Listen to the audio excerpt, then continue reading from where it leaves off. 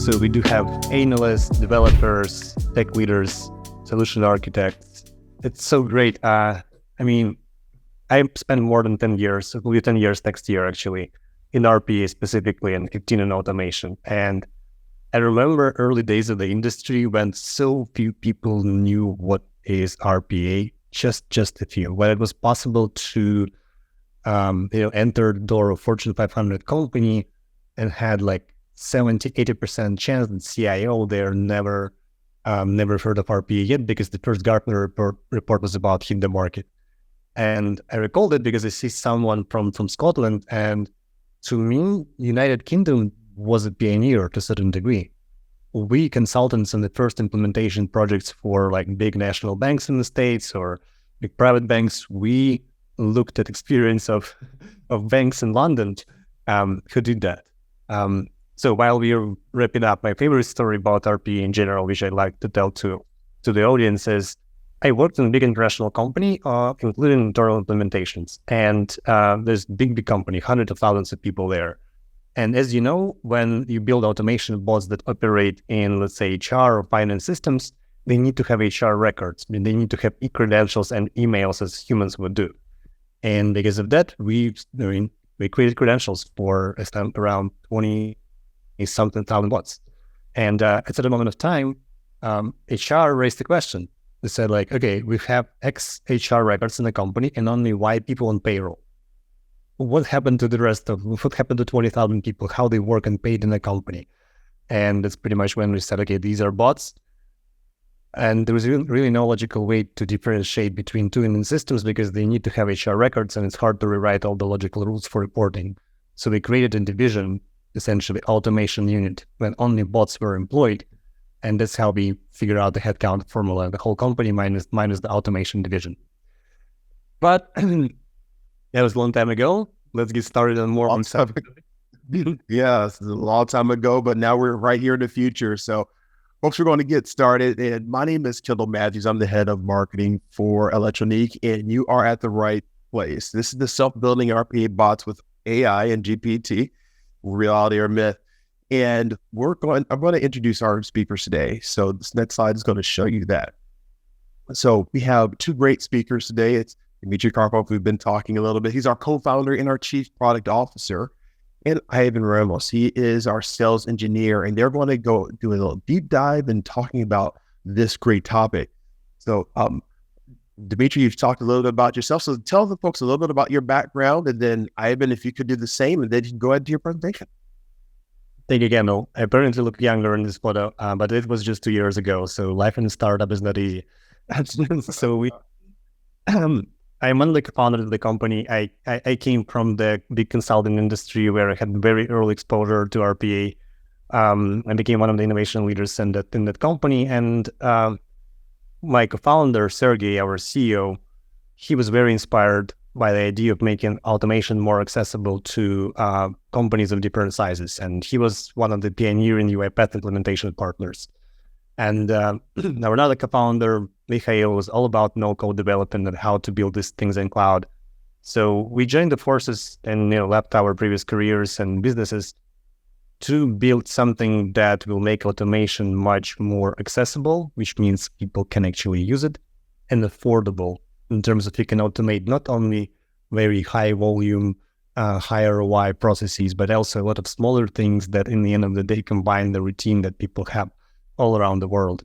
And I'm very excited to talk about this. By my background, I'm a physicist. I'm a specialist in laser optics back from Russia. One time ago, I came to the States and I built my career in technology here.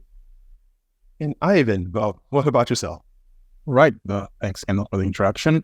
I am a sales engineer here at ElectroNeek. I've been working around RPA in many different roles inside the RPA industry for the last 6 years and around IT for the last 10.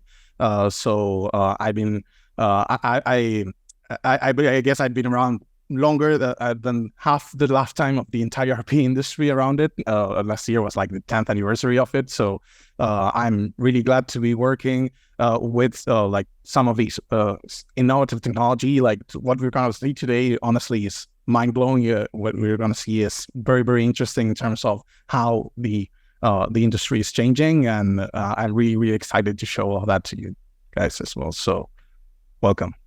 Wonderful. Thank you very much. And we're going to go ahead to our presentation. So Dimitri, we'll go to the next slide and go away. So before we jump into my favorite and most exciting topic of AI impacting the RPA tools and how it impacts the industries and careers, I want to just say 1 minute. We learned it 2 days ago. We learned the AI Breakthrough Award for this year for the best robotic automation company. This is the award that exists for 6 years, and our big friends in OpenAI received it in the past. So we're in a good company.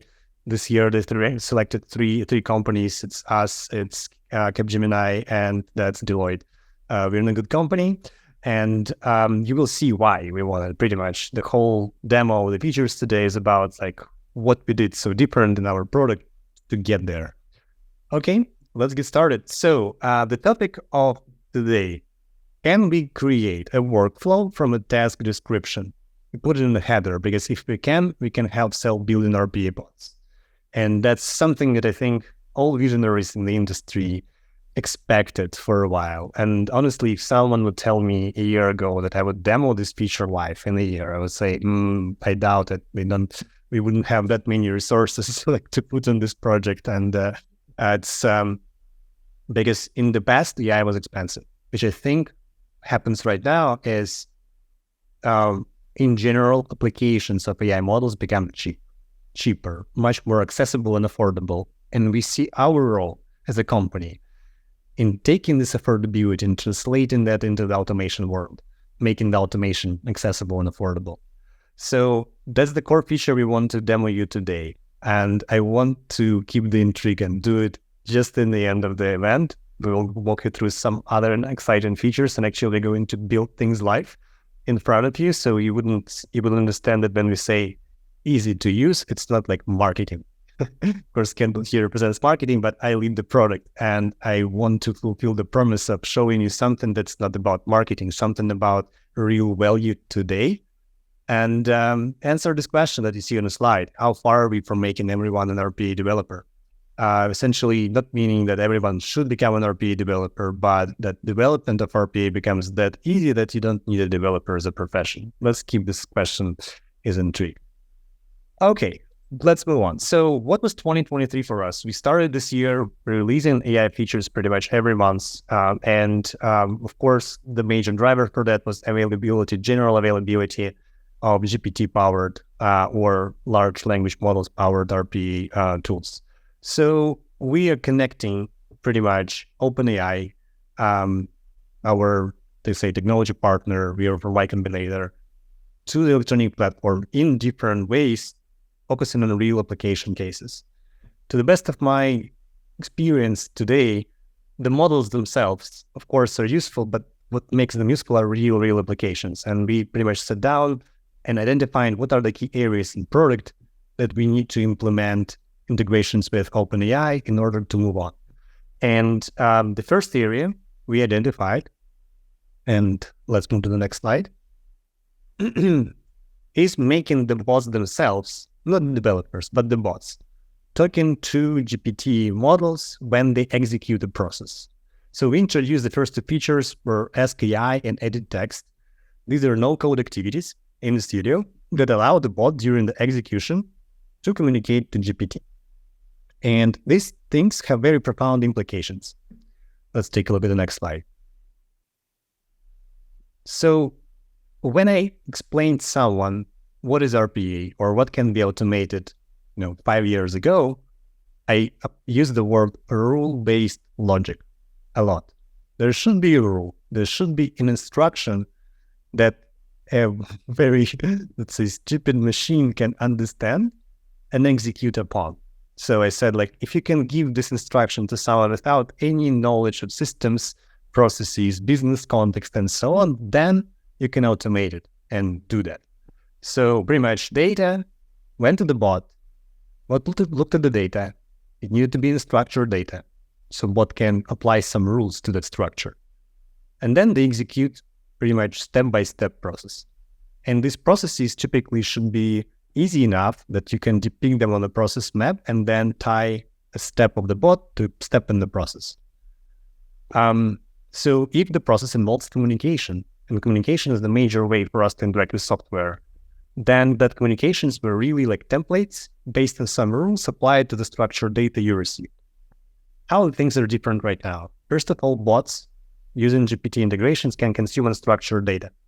You can give them email body. You can give them some text on the website. But email body is more important. You will see it's very common for real application use cases.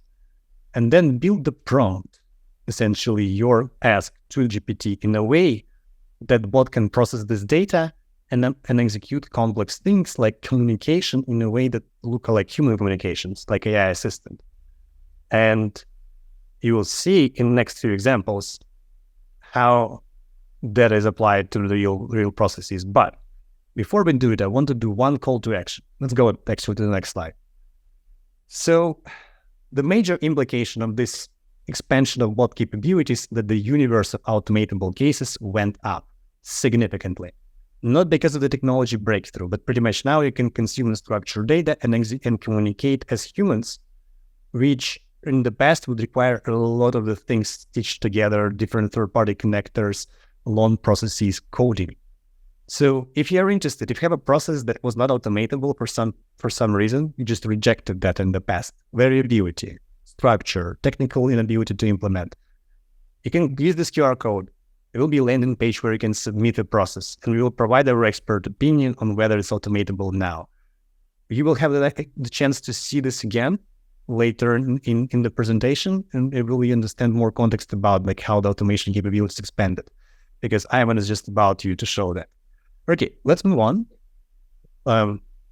And I want to make a bold statement before we dive into the demo, that the future of RPA with these integrations is prompt engineering. It's an ability for you to formulate the task to the large language model in a way that's meaningful for the execution of process. And you will see today, and Ivan specifically will show you the structure of the prompts he used in applying this to the real business processes, how important is the role of the prompt engineering. I want to make this argument. I'll get back to that in the end of the demo. Okay, let's move on. So what we're going to show you is part of the bot that has phenomenal traction in IT service right now. That bot sits on the support tickets that come through email and actually can identify what the ticket is about. Is it about support, an issue, or someone wants to buy something, or something else? And then it can automatically create and route this ticket. And if possible, if simple auto remediation available, for instance, restart an account, restart a server, that can be executed. I'm going to show you this first part of the bot, where we apply the power of GPT to analyze what's in front of us and create a ticket. Okay, Ivan, go ahead. Perfect. I will start sharing my screen so we can look at this first demo. So first of all, we'll see the emails that will be used as data for this bot. So these will be completely unstructured emails. They will be natural language emails. So we can see here that first of all, we have a very general email about requiring a new license. So this will be the first one. Then we will see one that's very simply a comment about, how the support was good. So no actions need to be performed later on this. And then we will see one last email that will actually be a request for an action to be performed, like unlocking an Oracle account. So what the workflow that we'll create right now will do is leverage GPT to categorize these emails, and that category can then be used to perform different actions. And we'll extract all the information that we need from simply this text. So let's jump into Studio Pro and create this workflow right now. First of all, we need to go through those emails. So we need to loop through the inbox. We will simply use the for each email activity for that. We will simply set up my accounts. In this case, I already have my Gmail account as credential, my Google account right here. We can set up some filters. In this case, we only want to work with unread emails. So when an email has already been processed, we don't want to process that again. So at the end, we will also mark that email as read. Great. And now we will save the content of each email that we go through in a variable. So for that, we will simply add the assign value to variable activity. We'll call this variable email content and use the save the previous step result option to save that content. And now that we have the content of the email itself, now's where the Ask AI activity comes into play. This is where we will perform our question or prompt to the AI to process this text. And let's look at the structure of this prompt first. So as we can see, we have 4 different parts of this prompt. We have a simulation of a persona. So how does the AI need to act? The task itself that we wanted to perform, the goal that we needed to give us as a result, and how we want to format that output. So as you can see, in this case, the prompt says that the AI should act as an IT support engineer. The task itself is, here's the content of the ticket or the email, and we will, of course, add that as a variable from the email that we grabbed. And the task itself is to analyze the text and provide the following information. A category, which we will predetermine. We have 3 categories in this particular case: support ticket, comment, and new sales opportunity. But of course, we could add many, many more here. Action, basically what action needs to be performed after this email has been received. And information, which will basically be any additional context that can be helpful for performing this task. And then if the category is comment, we want that to be positive or negative. We want to determine if it's positive or negative. Then the goal itself will be to receive all of this information in a JSON format, and we only want the AI to give us the JSON. So not only are we providing the ask itself and the question or the prompt in this prompt, we are actually also telling the AI how we want to receive that information at the end. So let's actually implement this prompt right here. So for that, since we're going to use a variable from email content, we will use the calculate a value option. And let me copy and paste this prompt right here. So this is exactly the prompt that we saw. And of course, the variable with the content of the email is here. Then the response from the AI will be on this variable right here. And what we will do is, in this case, we'll simply write to the console right here so we can see the results of how the AI processed that email. We will show this by accessing that variable, the Ask AI content variable, and grabbing the text of that first choice that the AI made. This is basically the structure of how to grab that response from the AI. Let's connect this to the end of our loop. And this is all that we need right here in order to perform that task. All we need to do now is simply to save this. I need to mark those emails as unread, of course, so the condition is met, and we can now run this workflow and see the results.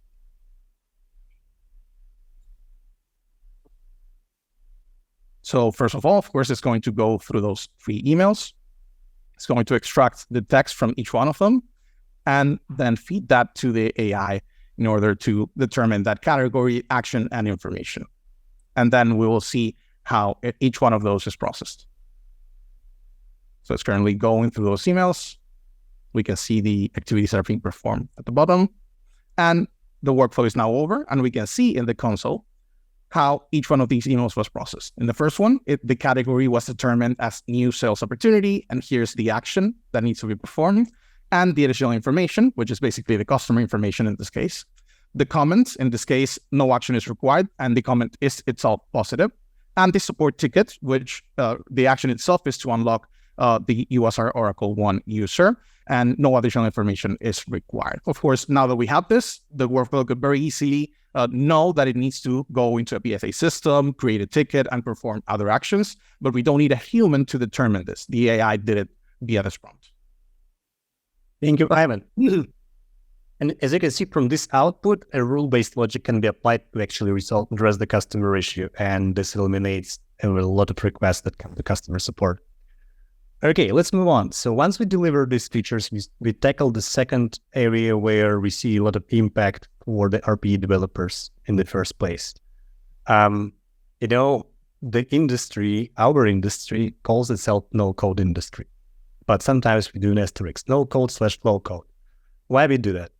For majority of you who ever delivered an automation project to a client, you ran in situations when you needed to use custom code. Typically, there are two areas where it's needed. First of all, when there's no code activity, as drag and drop is absent. And a lot of things can be built using drag and drop in RPA, but the number of no-code activities in any RPA platform is still limited by a few hundred. maybe like 400 maximum, which means that for other actions, and in real life, people perform more than 200, 400 actions on the computer, you would need to create a custom code. Or, for instance, you needed to have a complex logic to work with big volumes of data, and you wanted to apply some logical procedures to extract the key data needed for the business process. And we introduced a tool, AI code generator or AI assistant inside the ElectroNeek to specifically address this whenever the user decides that the code is needed in automation to work effectively. And Ivan, please go ahead, show how it works. Perfect. Yeah, I was answering some questions as well in the chat. And I'll jump into this second part of the demo. So let's look at the AI code generator. So let's open Studio Pro again. In this particular case, let me show you actually first first the feature itself. We can find it right here in the tools section. And we can also find this feature specifically when using a variable that has the calculated value option, or when we use the execute JavaScript code activity. So we have the same feature implemented in all of those. And here, what we need to provide is the prompt itself, and then we get the code that we need that it was described as a result. So let's look at how the prompt will be in this particular case. So this is the prompt for the code generator. We will see that we once again have the same structure. We simulate a persona, we ask for a specific task, we specify the goal, and we format that output. So the persona in this case will be a developer. The task will be that we will have a table of company names and the respective earnings of each quarter in 2022. And we want to create a JavaScript code that will add a totals column at the end, which will be the result of adding all of the different quarters. And then we wanted to sort that table from the highest total to the lowest one. We want that result to be saved to a new table. And we actually don't just want the code. We want the code, comments, and even an example so that we can very easily learn how the code was built and have it more well documented. So this will be the prompt itself. Let's apply it and see the results. Here it is. Act as a developer, have the and everything that we just saw, and let's perform this generation. The prompt itself is now being sent to the GPT engine, and we will now get the results, which will be code that we can then use, customize, and of course, leverage in any way. Here we have it. So first of all, we have the, not only do we have the code, but the comments as well, as we requested. We have an example table right here with some company names, generic ones, and the values for each quarter. And here we have the code that will add the new column at the end, and then sort that result. So we have the function that will calculate the new column, and then the sorting at the end. And we even have the console log at the end that will use this table here to perform that transformation with this particular example that we asked for as well. So that is a great example of how with just a simple instruction, we have fully functional code that we can use in our automations. Thank you, Ivan. And we pretty much made the code generator accessible whenever there was a place in the product where you can insert a code. Essentially, user experience before, write the code, input field. User experience now, click on the button, generate the code, anywhere in the workflow. Okay, great. So let's continue our journey. And actually, it was a great question that will be transitioned to the next part of our presentation is about, okay, GPT, you understand how we integrated in the first place, but it's not about all the AI cases. Let's dive into something even more real than before when it comes to working with documents, and we'll show you how different AI tools now working together. And let's move on to the bot description. So we introduced this product IntelliDocs. We talked a lot about IntelliDocs. I will try to be very brief here. We talked about that a lot in the spring, I think March 4th was our presentation. It's a collection of pre-trained AI models to tackle all common standard documents in the world, automatically classifying what is the document in front of you, extracting all the data in a structured form, so we always know what is what in the document without knowing the layout, knowing the colors, whatever, anything, any type of invoice, any type of purchase order, and so on. And then after the classification extraction happens, you can pretty much take this data and automatically enter it anywhere using the RPA toolset. Why we did it? We work a lot on this mission to make automation accessible and affordable to companies of all sizes. And all vendors in the market of intelligent document processing, they will require some technical background, sometimes less significant, sometimes more significant, to implement their processing engines because they don't have that level of model standardization. And it's not only number of models. It's like, 26 document types, 89 languages, passports, visas, IDs, driver's licenses all across the world, financial documents, logistical forms, healthcare forms, and so on. But it's pretty much, we consider us being superior in terms of the quality of recognition. And we build this product so those who work in with ElectroNeek platform can pretty much do end-to-end document processing inside the platform without any technical background. So this bot that we're going to show you combines two aspects of AI. One is IntelliDocs, it's our own trained models. Another one is GPT. So what the bot is going to do, it will look at invoice. Even without knowing that it's an invoice, it will extract all the key invoice data and it will trigger a bot that sends this key invoice data, some of the key invoice data, to the GPT to write a reminder for those who didn't pay for that invoice yet. Of course, here needs to be a loop to check the payment status, but it's just timely to build, and we really want you to show things being built live. And let's take a look at that. What's so exciting about this bot? Was it possible to create such bot like a few years ago? Yes. But for that, you need to have specific invoice. You need to map it. You need to know where in JSON file take the data from. Second one, you would need to write 20-something templates for different times of remindings, past due, not past due, how far, how long is past due. Essentially, as humans would do. This bot replicates a real human work of a finance professional looking at unpaid invoices and sending reminders to those who need to get them. And that will just be very, very timely and involve two people, one very technical, one essentially a copywriter. You probably even would not be able to ask the same person to build this automation for you. Let us show you how it's been built in minutes with all the great results that we expect from it. Let's go.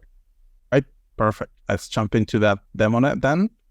So first of all, let's look at that invoice. So this is the particular invoice that we will be processing.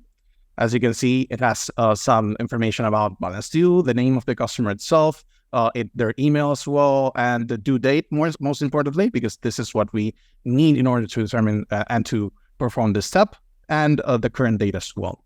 So IntelliDocs will recognize all of these fields and extract them automatically, and we will be able to use them to have GPT generate this email. So let's jump into that.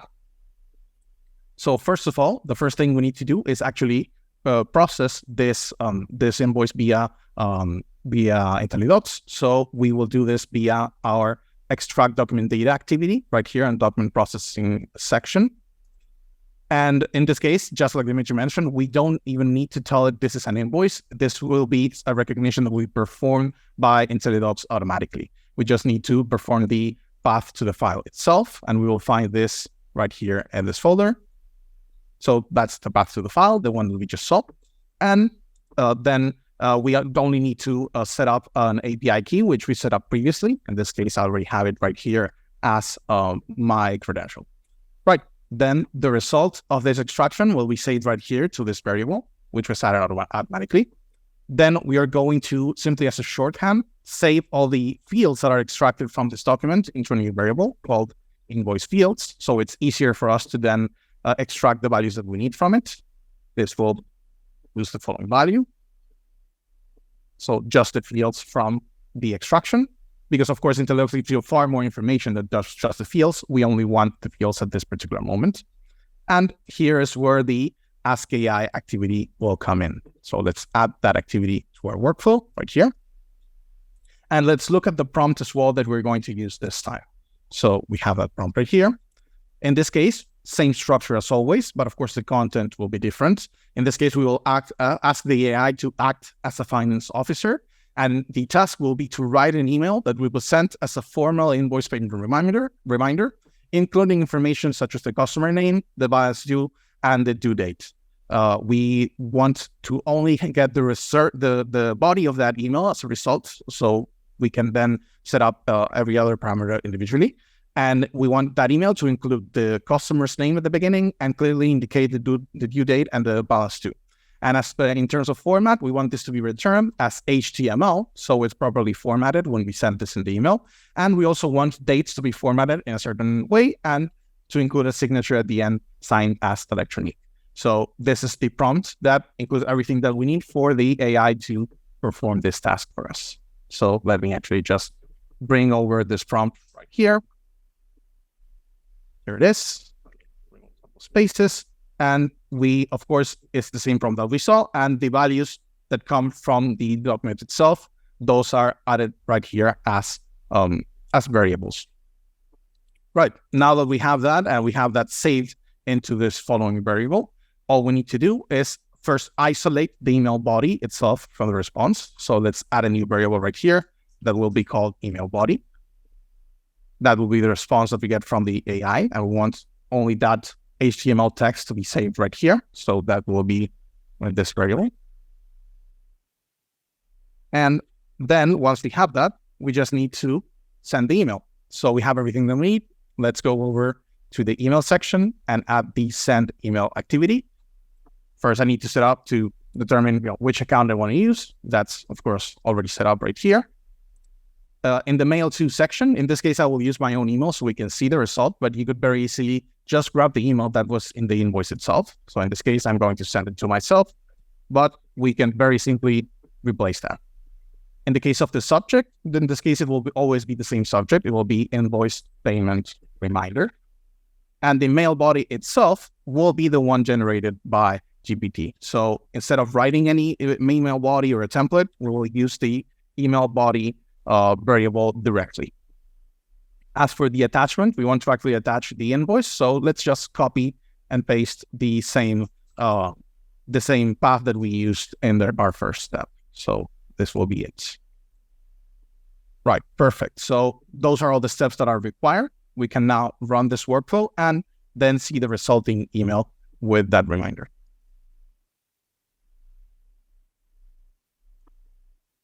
So the first thing that the workflow will do is recognize first that it's an invoice via IntelliDocs, then extract all the fields from it. Then it will perform that prompt with GPT, which will generate the email body. And finally, the email will be sent. And we'll look at that email in a moment. Perfect. The workflow is done. And let's just look at that email right now. Let me open it up and show you how it looks. Here it is. So we can see that the subject and is as required, and the text itself, which we didn't write at all, was completely written by the AI. And it has everything that we asked for. It has the customer name, the balance due, and the due date. So here we can very easily customize this prompt to add urgency if the date is very close, or to maybe customize the text itself depending on how long it's left, or very easily with just text and no code required, we can make this prompt customizable. And also, not every single one of these emails will look exactly the same because the code and the text itself is being generated at real time when the task is performed. And of course, we have the invoice attached as well. So that would be all. And we saw everything working correct. Yes. I mean, thank you so much. Let's take a minute. I see some interesting questions about these specific examples coming in. So the first question, where the email of the customer came in. It was an invoice, but we don't need to specify to AI model like where that email was. If it was there, it was captured. And that's the beauty of intelligence. Handwriting can be there. Very great question about the experience of previous interactions. Like, can the bot appeal to the experiences? Yes. And that's the beauty of using something like RPA compared to using like GPT tools available elsewhere, that you can say, okay, save this email, save some information, maybe email sent in a spreadsheet, the user tracker, or something else to keep the context of that. And then you can add the loop for that to understand the context. You can say, you get the same prompts and you say considering, and then add the history of these interactions. And it's very interesting that, for instance, in support tools, in customer support tools, it's really sometimes hard to understand what happened in the past. The same customer data is not logged correctly everywhere. And for GPT, it's not an issue. It can pretty much say, okay, given all this context, what would happen? And I think Joe, someone else, Ravi, I think, shared the suggestion about maybe cutting one of the steps there in terms of the using previously assigned variable. We typically have some logic behind all the decisions, but we recently opened a cool portal called ideas.electroneek.com. If you submit this idea there, I'm more than sure our existing user community would be happy to vote for that. And we can definitely bring it live because that's one of the biggest source of our roadmap. We also have some of the public roadmap available there if you want to take a look. Again, we built the example that was very short, very quick to build, but I see that the imagination about what's automatable and how it's automatable is already up. I think we achieved our goal. And let's move on to the presentation.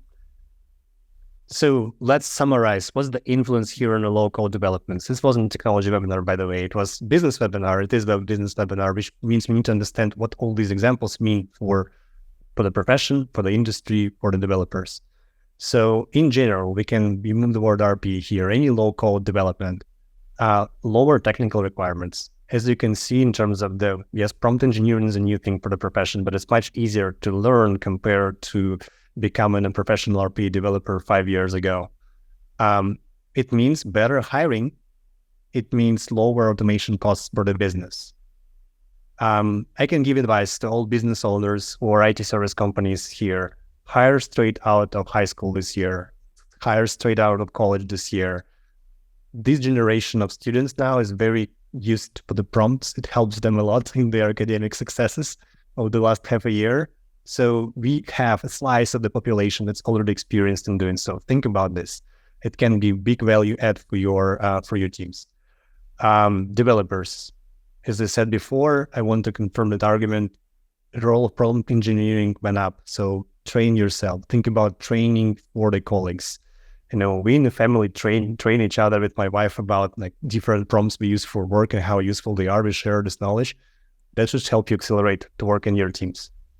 So let's talk about the same AI influence, the same trends impact on the servers, on the IT servers. Let's move to the next slide. And I think why IT servers in general? Just because we work and we have huge client base in managed service provider space and IT service provider space, in system integration space. We work with companies directly as well now, but in the past, a lot of our clients, they build automations for either internal process of IT service or to build automations for the clients. So we see a lot of impact on their own business. There are a lot of tools now that ElectroNeek will help spearhead in this, allow you to really do the no code, not the low code. And I think this fundamentally, many business leaders, first of all, business leaders thought about their own automation agenda, like should we automate inside our company? Should we offer automation as a service for clients? They always thought like, okay, how good are my developers in coding? Because each time I go to any RPA, knowledge source, I run into information that I'd better have someone who knows, Python, JavaScript, C++, C#, whatever it is. Reconsider this. This is not a blocker anymore. We've seen it in a demo today. Regarding what you build in terms of the automation, of course, resolution of the issue is most important one. Try to automate everything other than resolution. Then you can automate simple resolutions as well, like restarting something. But how you create tickets, how you analyze them, how you parse them, how you route them, how you can put all the data together, what reporting you put around the service, how you reconcile this reporting with billing in place of client service, this all can be automated. Meet our team to learn how. Smaller lean teams in the end of the day. I think we will have more organizations because of the higher adoption of IT service, because automation will be driver for that in all organizations. More companies do IT service and automation service for their clients. More companies not using freelancers or let's say service, but using internal teams. But these teams will be leaner in the end of the day. I think that a lot of work is taken on the shoulder of AI at this moment. Okay, and let's move to the exciting part of our demo and the last demo and before the last step. Why it all became possible? We don't think about AI in features. We think in terms of AI as a strategy. What are the implications for your business, which means for our business as a company that is oriented to customers? developers, the role of developers is changing. So they are necessary because what you see right now requires being an engineer to a certain degree, a process engineer. And still very great time to be in profession. Maybe even the best time to be in profession, because currently something that was limited to big enterprise, to big consulting firms, to mid-market companies a certain way, it's finally making its steps to the mass market where all the opportunities are. Like the world GDP is around 80, 90 trillion dollars. If you make it 5% more efficient in your companies, or someone who does it for clients, that's significant impact. That's a growth driver for the economy. So we want to be there in every decision we make. And we think that AI is finally something that will give this big leap through the kind of barriers for automation implementations globally. So learn our manifesto, join us in any way you want, as a customer, as a business partner, as a developer, as an employee, as a team member. Would always welcome that. Okay, we're moving closer to zero code, and now we're moving to the most exciting part, is demonstrating you what the zero code will really mean. And I'll explain how it can be applied today. So let's go back to our original question. Can bots build themselves? Can we move from the test description to the real working bot? Ivan, your turn. All right, perfect. We'll show this last demo then. So where we'll showcase this new feature for AI workflow generation inside Studio Pro. So first of all, in order to access this tool itself, we don't even need to have a workflow already open. We don't need to have anything. This is from zero to a new workflow. So we can access the feature right here. And as you can see, all it's asking us is for the prompt. And right here, this is where the prompt engineering comes in again. And as long as we consider the different structures or the different steps that required to create a good prompt, we'll be able to ask for a workflow to be generated via that same prompt. We won't need to enter any code initially or any parameters. We just need to ask the AI what is it that we want it to do. So for example, in this particular case, we'll ask it to create a workflow that assigns a variable with a number on it. Say, that's a quick example. Then check if that number is larger than 1,000, let's say. We can very easily change this number, and we can change that later as well, because this is not a fixed workflow that we'll create. It will be created, and we will be able to customize it as well. Then we want to log the result to the console with different messages if it's true or false. So this is a very simple instruction. We're basically just saying we want to have a value inside a certain variable and want the workflow to check if certain condition is true or false, and we want that to result in different paths. Of course, what those paths could be, in this case, we just want it to be communicated via the console, but those paths could be any further step. So we have our prompt ready. Let's actually click on build workflow and see the results.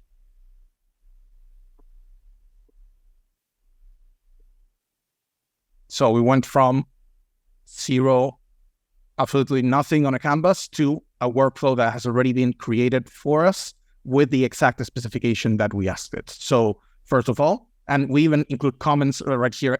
So the AI included comments in the activities as well, so that we know what was done in each step and how each step of the prompt was actually transformed into an activity. Here's the first step. The variable with a number. We, of course, didn't provide this number. The AI provided it automatically because it understood the context and generated that number from there. Then the condition itself, which is basically to check if that variable, which is the same one that was created in the previous step, is larger than 1,000 or not. And based on that, we have two different branches. In this case, it will simply be a console log that will let us know if the number is greater than 1,000 or it is not greater than 1,000. So this is not just a workflow that, it's a template or it's something that, needs to be worked on later. This is something that can be already executed. So let me actually show you. Right. So I didn't even need to touch a single one of these activities. The bot is already functional, and you can see the result is as expected. Of course, the number is not greater than 1,000, and this was written on the console, which is exactly the instruction that we gave it. So the workflow is functional. We can now, of course, add to it. We can generate more steps and combine them together, and we can generate a fully functional workflow without not even a single line of code, but even adding a single activity ourselves. Thank you, Ivan. I'm not sure if all of you spend enough time in the profession to understand this, but we're solving the very big historical industrial problem, empty canvas. Like, why every development starts with an empty canvas, while you pretty much, as an engineer who writes it, when you sit down to create your first workflow step in your head, you already know 50 steps ahead. Yes, you don't know some areas where you would need to think through the logic and so on, but in general, you know pretty well what you're going to build. Some of you who build a lot, you would even know how you can actually visualize the bot. I want to emphasize that in this demo, we demonstrated to you a nonlinear process logic. So there's yes, no at this moment. And this is the fundamental, I think, difference that our own trained model brings in here. This is not just integration with API systems. Again, I understand this model is trained on thousands of workflows built by ElectroNeek users, and will be continuing to train more and more to become better. It's our continuous area of investment. I don't think that the industry would not move there a lot, like itself. The industry will move there. It just happened that we are pioneering some of these things. And it's just time when others will release similar things, to the time when they will get to the point, in our solution will get to the point where a lot of things can be built automatically, and that is very, very close to the self-building RPA bots concept. But I go step back in 5 minutes. It doesn't change the role of RPA developer today. And I have a great proof point to demonstrate that people would not automate their own work, even with free access to tools like this. First of all, it would not be free likely, but second one, even if it would be, even with limited functionality, some of you asked in the comments, still, people, 99% of them would not automate own work. You would need automation teams or champions inside their companies, or you would be a service provider who offers that for good margins to their clients. Why? If you remember, Excel macro was available always there for 20-something years, allows you to automate a lot of things in a spreadsheet. There's also macro recorder. You can click on a button and record what you want to automate.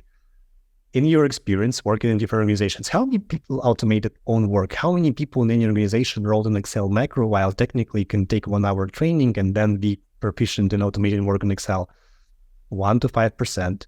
In many companies, there was someone who was a champion essentially of that, and other people asked them to help with automating own work. But, people still used a lot of help with either development teams or something to work with their data. Data automation did not happen while all the tools were there for a while. So I hope you enjoyed the show today. I see a lot of questions. We'll go to them and we'll try to address some of them on the go, but there are different ways to stay engaged with us. First of all, let's recall my initial call to action, which I still encourage you to do. Submit your process idea, submit your process. That's the best way for us to get in touch. Scan this QR code. I will give 10 seconds for you to do that. You can do it with your phone or take a screenshot, or if you're watching the recording of this event. And but this is not the only one way to get in touch. So we prepared an ebook about how you can specifically leverage GPT, not only AI technologies, but GPT in your RPA business or RPA service or RPA just inside the company. And I think it's always important to see cases, because once you see cases, you start to think about your own ideas. And I've never seen a person who understood what can be automated with RPA just by hearing what RPA is or by learning it from a magazine. It usually happens when you see the bots working, you see examples, and then you start thinking about, okay, can something be automated in my business in such way? So you can use this QR code to download this ebook. Let's go ahead. And if you have a lot of questions, and I've seen some of you asked about very specific processes or tech capabilities, book a demo with our team, because that's no better way to in a very condensed time, to understand everything you know about all the tools available and how they work together and what can be automated, what not. Thank you so much, Hyman. Thank you. Thank you, my team. Let's get to the questions. And so we'll start reading them in the backward order. Okay, so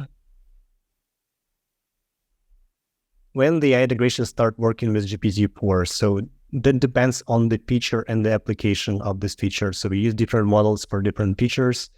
Really, there's trade-off always for simple, for more complex tasks. So I cannot say you exactly at this moment when all features will be working with GPT-4, but some already do that. So,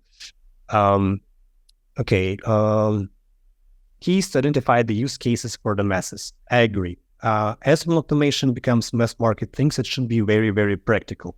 In the past, consultant comes in the door of big company and they sit together with all stakeholders for a couple of weeks, they do a couple of workshops, and they have some kind of automation roadmap. That would not work in companies of smaller sizes. It should be about, that's what automation can do for your business. That's what other companies in your business are automating. That's the impact they are achieving. Would you like to have the same? Ask this question for yourself, or if you're in a service business, ask this to your prospective clients. We understood it pretty early because we were one of the pioneers in the mass market, probably the pioneer in 2019. And we built in our platform a library of cases which you can open, download, show a demo to a client, read the business case, and finally download and deliver it to the client. Yes, the key is to find mass use cases, but the truth is that there's no 1, 2, 3 holy grail cases. For each industry, there's maybe like 5 to 10 in my experience. So we try to populate it there to make your implementation, your path to value quicker. And there are many bots there that actually use GPT, and it's something we can show you in a demo for sure. Okay.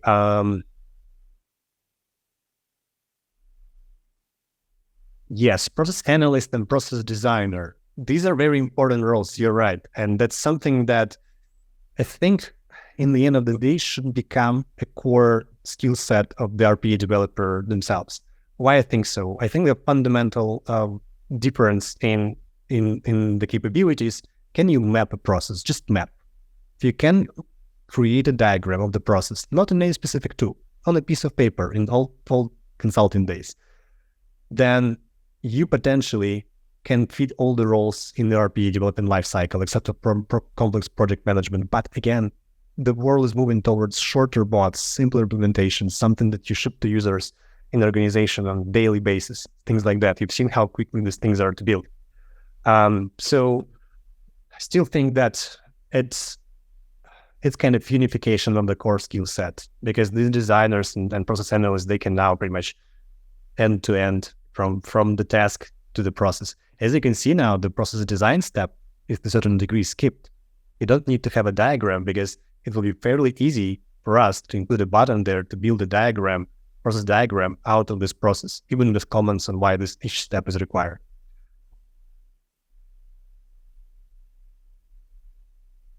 What sort of implementations we have found so far?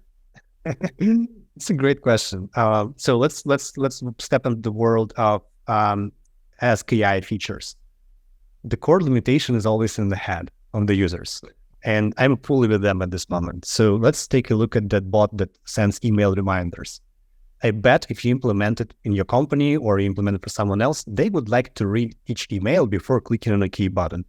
Just because our trust in GPT technologies, and maybe to a certain degree the stage of the technologies, is not there to completely offload customer, prospect, client, partner communications. But if you accept that this limitation is legit, and then you can put human in the loop for each of these process steps. Like, don't do anything with client systems in customer support until someone takes a look at the proposed action and click OK. I think that's the right strategy, which in my view increases a lot the role of attended automation. You need pretty much, we ran all the demos today in attended manner. For those of you who don't know what it means I haven't launched the bot each time clicked on play button. Can be ran, of course, the email bot in an attended manner, but it would be an attended bot to show you, say, okay, would you like to send this email to a customer? Click OK. It makes the process much more efficient. You use people only for review and approval. still big automation gain, 95% of the process. But you are essentially using all the power of AI and the power of human, which is a judgment in the end of the day, our reasonable judgment, to move on. Then that's, by the way, we're still the same, the only one company in the world in automation space that has free and attended bots. You essentially can, if you are a client, you can build as many bots as you want for all the employees in the organization and run them without a license. And running them in attended fashion would not cost anything to anyone. You're running this bot new infrastructure. To earlier question about data security and something, we see people prefer to run these bots locally, use their own GPT credentials. There was a question about enterprise applicability of this. The trust in using GPT with help, I think, of Microsoft as a partner of OpenAI will get to the roof, and we will have, private Azure cloud deployments pretty soon. And you can move on to this space. Don't wait for that, because once that security question will be addressed on enterprise level, that will be a silent revolution in overnight. Okay, we ran out of time. See, questions continue to come. I'd like to engage all of you in these dialogues. As I said before, no one can move the manifesto ahead as a single person or even a single company. That's only about the community. And we'd love to have you as part of our community. Thank you so much. Thank you, my team. See you in July. We planning a couple of other great events. One of them is deeper dive into the feature we've seen today, more about the business and some of the ways to engage with us, even if you are not actively building automations on ElectroNeek. See you in July. Enjoy your time. Bye, everyone. Bye, thanks.